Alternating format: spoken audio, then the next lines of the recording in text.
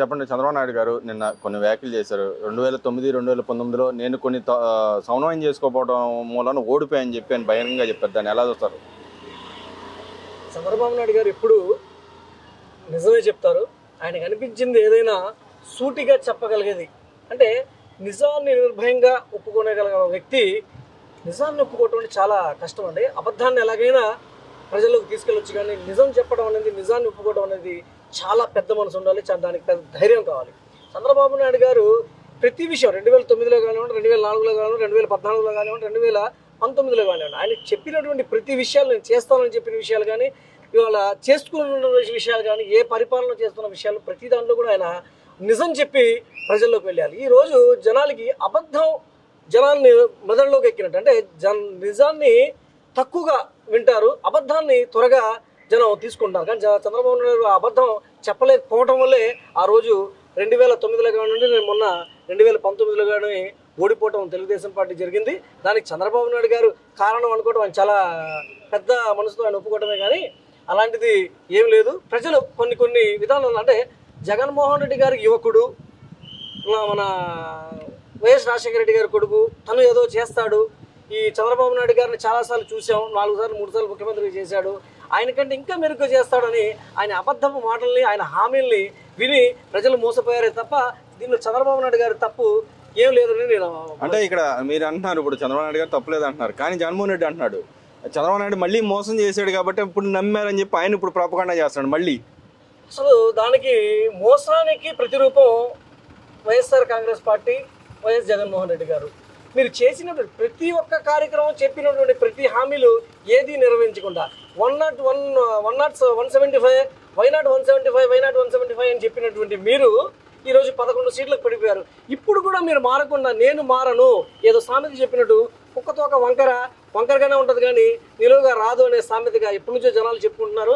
ఆ కుక్కతోక కూడా, అంటే కుక్కల్ని కూడా మనం అది చెప్పడం కూడా చాలా హాస్యాస్పదం. అలాంటి విషయంలో ఆయన దానికంటే కూడా వంకర బుద్ధితో ఈరోజు ప్రతి ఒక్క, మొన్న పవన్ కళ్యాణ్ గారిని ఆయన అసలు ఏం లేదు, మన ఎమ్మెల్యేకి తక్కువ, కార్పొరేటర్కి ఎక్కువ, ఏదో పిచ్చి పరాకాష్ఠకు చేరి జగన్మోహన్ రెడ్డి గారికి ఈరోజు 166 సీట్లు గెలుచుకున్నటువంటి తెలుగుదేశం పార్టీని, ఈ ప్రతి ఒక్క హామీని 9 నెలల్లో ఎంతైతే హామీలు ఇచ్చారో, సూపర్ 6లో అమలుగా 4000 పెన్షన్లు కానివ్వండి, పోలవరం ప్రాజెక్టులు కానివ్వండి, ఇక్కడ మన అమరావతి రాజధాని నిర్మాణ పనులు కానివ్వండి, ప్రతి ఒక్కటి చంద్రబాబు నాయుడు గారు ముందుకు తీసుకెళ్తారు. అలాగే లోకేష్ బాబు గారు విద్యా వ్యవస్థలో ఎక్కడ లేనటువంటి విధానాల్ని, విద్యా వ్యవస్థల్ని అసలు ఒక మార్క్ అనేది, పార్టీ మార్క్ కానీ లేకపోతే సొంత మార్క్ కానీ, సొంత ఫోటోలు లేకుండా తను రాజకీయం చేయటం లేదు, మనం ప్రజలకు సేవ చేస్తున్నాం. సేవ చేసేటప్పుడు ప్రతి ఒక్క పిల్లవాళ్ళకి చేసేటువంటి ఫుడ్ కానివ్వండి, బ్యాగులు కానివ్వండి, యూనిఫామ్ కానివ్వండి, ప్రతిదీ కూడా నా మార్క్ కానీ పార్టీ మార్క్ కానీ ఉండకూడదు. ఇది ప్రజల సొమ్ము, ప్రజలతో చేస్తున్నటువంటిది. ఇది ఏ పార్టీ వాళ్ళకి కానీ ప్రజలకి, పిల్లలకి యూజ్ అయ్యే విధానంగా ఉండాలనేది వాళ్ళ మార్కులు కానీ, ఫోటోలు చాలా పారదర్శకంగా చేయడం అనేది చంద్రబాబు నాయుడు గారితో లోకేష్ బాబు గారికి చెల్లింది. కానీ మీరు ఆ మాట అంటున్నారు, లోకేష్ గారు అలా చెప్తున్నారు ఇప్పుడు అంటున్నారు. కానీ రోజే అంటుంది ఏదైతే మెడికల్ కాలేజీలు కానీ విద్యా వ్యవస్థకు సంబంధించిన అంశాల్లో మంగళం పాడేస్తున్నారు, వాళ్ళకి రావాల్సిన బెనిఫిట్స్ ఏం చేయట్లేదు అనేది ఆమె మాట్లాడుతుంది. అసలు పోయినసారి విద్యాశాఖ మంత్రి ఎవరో నాకైతే తెలియదు, అది ఉన్నాడో లేదో కూడా తెలియదు. ఈరోజు లోకేష్ బాబు గారు కావాలని ఈరోజు పట్టుబట్టి విద్యార్థి వ్యవస్థల్ని బాగు చేయాలి, స్కాలర్షిప్లు రావాలన్నా, విద్యా వ్యవస్థ బాగు చేయాలన్నా, నేను సొంతంగా విద్యార్థులని, పిల్లల్ని, పసిపిల్లల కాడ నుంచి పీజీ నుంచి, కేజీ నుంచి పీజీ దాకా ప్రతి ఒక్క పిల్లవాడిని ఒక ఎడ్యుకేషన్ ఉంటేనే, టెక్నాలజీకి ఏదైనా కావాలన్నా విద్యా వ్యవస్థ ఉంటేనే బాగుపడుద్ది అనే విధానంతో స్వయాన ఆయన విద్యాశాఖ మంత్రిగా తీసుకొని ఈరోజు విద్యా వ్యవస్థని బాగు చేస్తున్న ఘనత లోకేష్ బాబు గారిది. ఆ రోజా గారికి ఏం మాట్లాడాలో, ఏం చేయాలో తెలియని వ్యవస్థలో ఆ రోజు ఆమె ఎలాంటి కార్యక్రమాలు చేశారో, ఈరోజు ముందుగా జైలుకు వెళ్లే వాళ్ళలో YSR Congress party red book లో ఉన్న పేర్లలో రోజా గారు కూడా ముందు వరుసలో ఉన్నారు. త్వరలో మీరేం చేశారు, లోకేష్ బాబు గారు ఏం చేశారు అనేది ప్రజలు గమనిస్తున్నారు. త్వరలో మీకు కూడా పంపించే కార్యక్రమాలు త్వరలో ఉన్నాయి. అంటే ఇప్పుడు మీరు ఆ మాట అంటున్నారు, మిథున్ రెడ్డి వ్యవహారం వచ్చేప్పటికి ఆయన అంటున్నాడు అన్యాయ అక్రమ కేసులు నా మీద పెడతాను, నాకు అసలు సంబంధమే లేదని చెప్పి అన్నాడు. విజయసాయి రెడ్డి గారు వాళ్ళు చెబితే నేను చేశాను చెప్పి ఆడిటింగ్ అంతా నేను చేశాను ఆయన చెప్తున్నాడు. ఈ రెండింటిని ఎలా చూడొచ్చు అంటారు? విజయసాయి రెడ్డి గారు చెప్తున్న మాటల్లో ఒక 30% నిజం ఉందని నేను అనుకుంటున్నాను. 70% ఆయన కూడా దాంట్లో కలగలిగానే ఉన్నాడు. ఈ రోజు మన విజయసాయి రెడ్డి గారు ఎక్కడున్నా అన్ని పాపాలు ఏదో చేసి 100 రాబందులు తిన్న ఏదో ఇది మరి ఏదో వేషం వేసుకొని ఇలా కూర్చున్నట్టు ఈరోజు అన్ని రాజకీయంలో వైఎస్ఆర్ కాంగ్రెస్ పార్టీలో అన్ని పాపాల్లో చేసినటువంటి అన్ని అవినీతి కార్యక్రమాలు కూడా విజయసాయి రెడ్డి గారు ఆ రోజు పాలు పంచుకుని ఈ రోజు నాకేం సంబంధం లేదు, వాళ్ళు చేయమంటే చేశాను, వాళ్ళు చేయమంటే మీరు చేస్తారా, ఆయన పొడవమంటే పొడుస్తారా, ఆయన చంపమంటే మీరు చంపుస్తారా అని మీకు చదువుకున్న వ్యక్తిగా ఏది నిజం ఏది అబద్ధం, ఏది మీకు ఇంత వయసు వచ్చింది, పెద్దలు మీరు రాజ్యసభ సభ్యులుగా చేశారు, సీనియారిటీ ఉంది అంటే రాజశేఖర రెడ్డి గారి కుటుంబానికి వైఎస్ జగన్మోహన్ రెడ్డి కుటుంబానికి మీరు బానిసగా ఉండి ఈ రోజు బయటకు వచ్చి మాట్లాడటం మీరు ఒకటి గమనించలేదు. ప్రతి ఒక్కటి కూడా ఈరోజు విజయసాయి రెడ్డి గారు జగన్మోహన్ రెడ్డి గారిని ఒక్క మాట కూడా అనట్లేదండి. జగన్మోహన్ రెడ్డి గారు చాలా మంచి ఆయన, చాలా నీతివంతుడు, చాలా ఎక్సలెంట్ పరిపాలన చేశాడు. అటు ఆయన పక్కన ఉన్నటువంటి కోటరీ మంచిది కాదు అంటే కోటరీ మంచిది కాదంటే జగన్మోహన్ రెడ్డి గారు మంచిది, కోటరీ ఒకటే మంచిది కాదని ఆయన పరిపాలన చేత కానీ ఏం లేదు. ఆయన చాలా తెలివిగా జగన్మోహన్ రెడ్డి గారిని బాధ కలగకుండా ప్రజల్ని మోసం చేసే విధంగా మళ్ళీ ఒక కొత్త డ్రామాతో వాళ్ళందరూ బయటకు స్ట్రాటజీ అంటారు. అది అంతా పెద్ద స్ట్రాటజీ వాళ్ళు కావాలని చేస్తున్నారు. వీళ్ళందరూ కుమ్మక్కై దొంగలు ఊళ్ళు పలుచుకున్నారన్నట్టు రాష్ట్రాన్ని మొత్తాన్ని వైసీపీ మంత్రులు అలాగే పెద్దిరెడ్డి గారి కుటుంబం వాళ్ళందరూ దోచుకుని నిన్న కాక మొన్న తిరుపతిలో ఒక అమానకమైన తెలుగుదేశం పార్టీ కార్యకర్తల్ని పెద్దిరెడ్డి గారి మనుషులు చంపుతుంటే వైసీపీ గవర్నమెంట్ ఇంకా అసలు మనం 9 నెలలు మన తెలుగుదేశం పార్టీ అధికారంలో ఉండి కూడా ఇలాంటి దారుణాలు జరుగుతున్నాయి అంటే చంద్రబాబు నాయుడు గారి మంచితనాన్ని పిచ్చితనంగా తీసుకుంటున్నారు. ఖబర్దార్ తెలుగుదేశం పార్టీ ఎప్పుడు ఊరుకుంటుందని మీరు పిచ్చి పిలాపాలు చేస్తే చాలా మూల్యం చెల్లికోవాలి తప్పదు. అంటే ఇక్కడ మీరు మిథున్ రెడ్డి గారి వ్యవహారం చూస్తే ఆయన సొంత ఫార్ములా తయారు చేసి లిక్కర్ స్కామ్లు పాల్పడ్డారని చెప్పి ఇప్పుడు వస్తున్న సమాచారం, దాన్ని నిజం ఎంత అంటారు? నిజం ఉండొచ్చండి. ఎందుకంటే వాళ్ళకి లిక్కర్లో వచ్చినటువంటి లాభాలు జగన్మోహన్ రెడ్డి గారి ప్రభుత్వానికి వేరే దేని మీద కూడా వచ్చాయని మేము అనుకోవట్లేదు. లిక్కర్ సొంతగా అంటే ఈ రోజు టెక్నాలజీ పెరిగిన దాంట్లో ఒక చిన్న 5 రూపాయలు పెట్టి ఏదైనా చాక్లెట్ కొన్నా, ఏదైనా ఫ్రూట్స్ కొన్నా, వాటర్ బాటిల్ తీసుకున్నా ఈ రోజు ఆన్లైన్ పేమెంట్ ఉన్నటువంటి ఈ రోజుల్లో ఈ చిన్న బండ్ల మీద కానీ తోపుడు బండ్ల మీద కూడా ఆన్లైన్ పరిస్థితి ఈ రోజుల్లో జగన్మోహన్ రెడ్డి గారి 5 ఏళ్ల పరిపాలనలో మద్యానికి ఎక్కడికి కూడా ఆన్లైన్ పేమెంట్స్ లేదు.